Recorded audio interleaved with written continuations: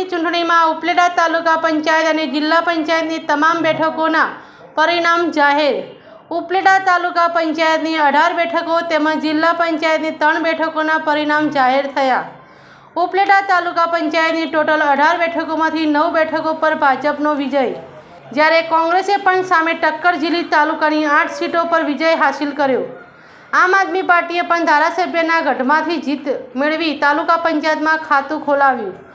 ઉપલેટા તાલુકા પંચાયતની બેઠકોમાં રસાકસી જોવા મળી। આમ આદમી પાર્ટી 1 સીટ મેળવી નિર્ણાયક ભૂમિકા પર, જ્યારે જિલ્લા પંચાયતની 3 બેઠકોમાંથી 2 બેઠકો પર ભાજપે વિજય મેળવ્યો અને 1 બેઠક પર કોંગ્રેસે જીત મેળવી છે।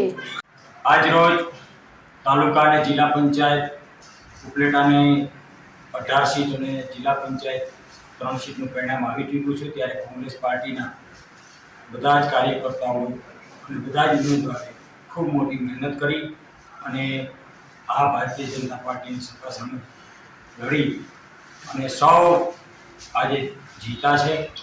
અને એમાં જે લોકો જીતવા મતોથી ખૂબ ફાયદા છે, પરંતુ એ પણ જીતેલા છે અને ખૂબ લોકશાહીના પર્વની અંદર સૌ લોકોએ મતદાન કરી અને લોકપ્રતિનિધિ ચૂંટવાનું આજે કામ કર્યું છે, પરિણામ જાહેર થયું છે। ત્યારે એક વાતની ખુશી પણ મને છે કે ખૂબ ઉપલેટાની જનતાએ સારી રીતે પરિણામો આવી શકે અને આવનારા દિવસોની જે બની શકે એ પ્રકારનું પરિણામ આપ્યું છે।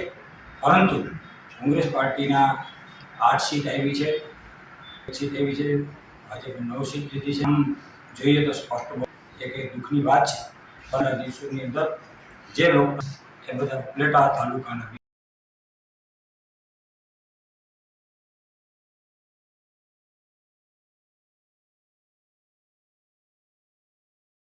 આર ત્રિવેદી, ટીડીઓ ઉપલેટા અને ચૂંટણી અધિકારી ઉપલેટા।